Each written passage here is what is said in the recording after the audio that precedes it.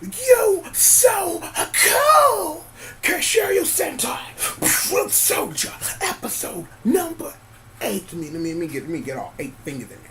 1, 2, 3, 4, 5, 6, 7, 8. Kishiryu Sentai Ryusoulger, episode number 8.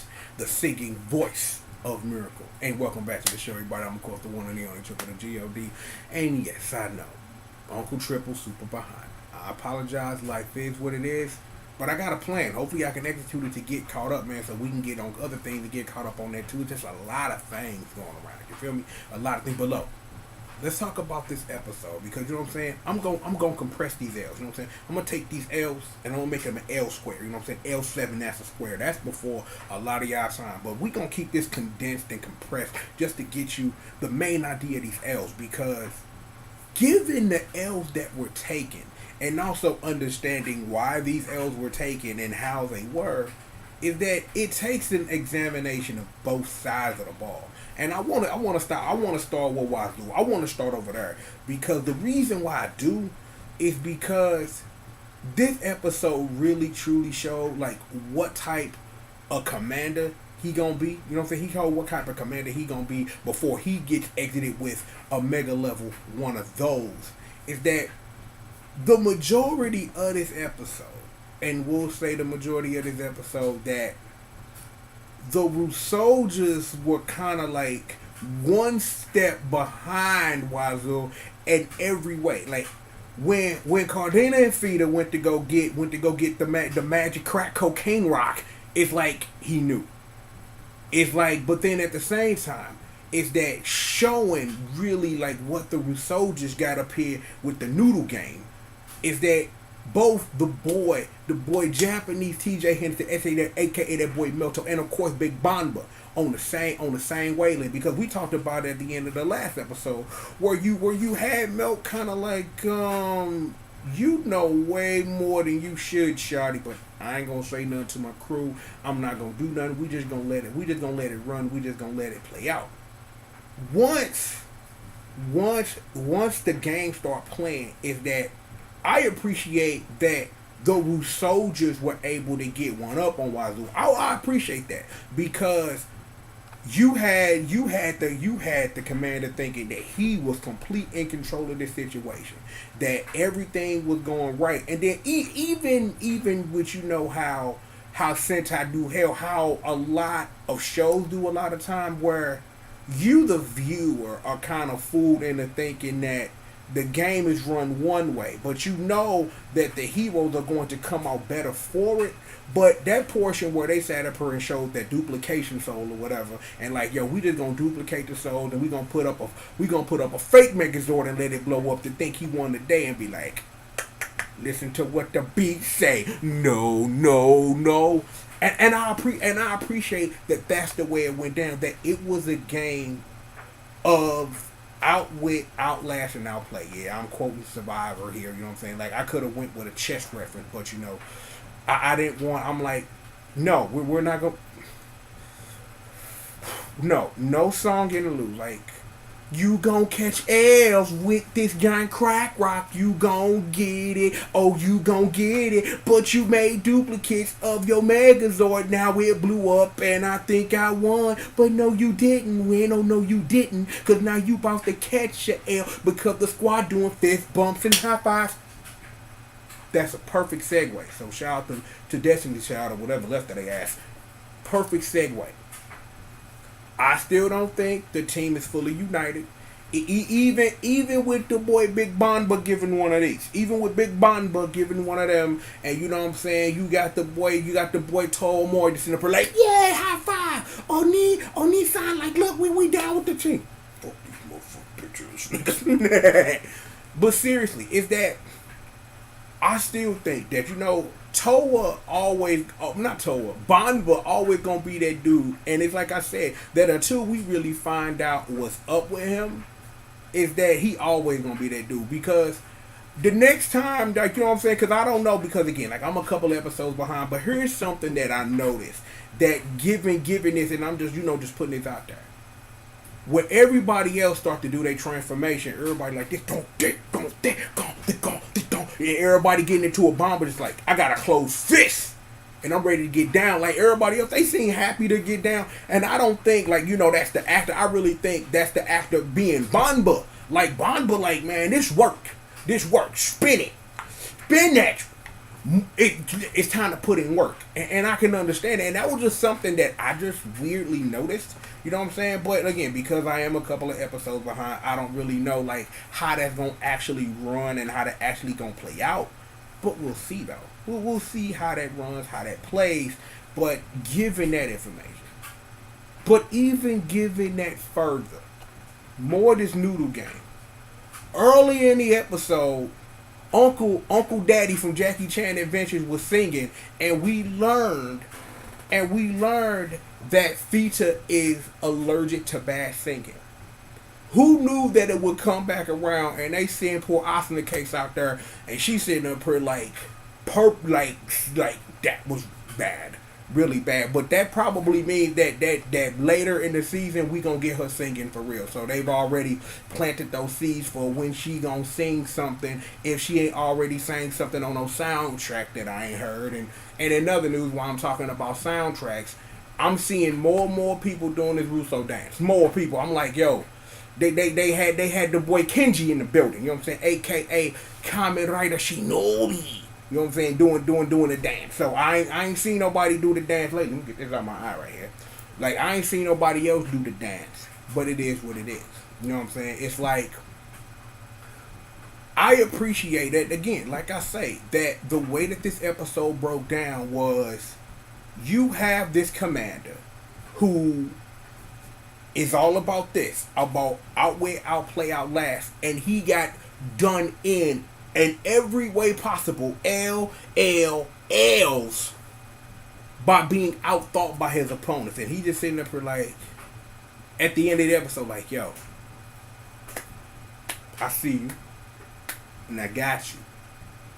I really think that for a while, Wazoo, he gonna be somebody that's gonna help up the Ryusoulger's game. Because see, if you really, really want to think about it, because I want to make a reference to this, is that let me try to explain it though real quick. Given the situation that the 5 of them have been thrusted into, that if you really want to, you can get a little Geki Ranger with this. And for anybody who has watched Geki Ranger, and the one day that I'm going to watch it for the 4th time and just actually take a 5 minutes to review it, Geki Ranger was all about learning about yourself and learning about others and taking that information and evolving yourself and pushing yourself further and pushing your peers further. You can dial that back a whole bunch in this because of is that, yeah, we know they've been around for a long time and they masters, and it's like, but we don't know how much the masters really taught them and how much it is they're gonna learn on the fly. Because see, even then, if you wanna dial back the Geki Ranger and make it a little more relatable, that this could be a ninja right here. Because spoilers for Ninja, everybody learns a damn lesson. That's the whole point of Ninja. Everybody learns something. And given what Ninja starts as, given how it ends, everybody learns something. And Ryusoulger could be a series where everybody learns something. Because again, there has not been one Sentai, one Kamen Rider, one Ultraman that I've watched, and even other hero things where the whole thing is to tell the story of these heroes where the person or persons we meet at the beginning are the same at the end. But depending on the narrative you want to tell, that learning curve, depending on the character or characters or the show you're talking about, is, well, how am I trying to say this? That look, let me I'm gonna run that back though. Depending on the character or characters you're speaking of and the narrative you're trying to tell, that the learning curve is always there. But you just have some shows, because of its nature and story nature in general, that it's more important that the learning curve is part of the plot versus being something that automatically happens because characters have to evolve and grow to make things great. Now, given this, I don't know where Ryusoulger is going to fall, but given that both Bamba and Melto sat up here and really showed what they got up here in the game, sitting up here like, yo, I done figured this out, fam. You know, it is what it is. And then them sitting up here just trying to, just trying to outsmart Wazula in every way. If that this could be a show where they learn. Because when you really think about these 5 characters, you really think about their core strengths and their core weaknesses and how those things can be improved. And I really don't think that right this moment is we should take the time to talk about 5 characters and their stuff. There will be plenty of time for that because I have a whole bunch of episodes to watch. And as we watch this and as we grow together, as we watch this together, you and I and the show together, we gonna have those opportunities to see that growth happen. To see what strengths and weaknesses are and how they improve over time. Now again, like I said, depending on the narrative that this show is trying to tell, it may be that it's more enunciated that they learn something versus the natural order of you keep doing a thing and sooner or later the mathematics it becomes science. That's the truth.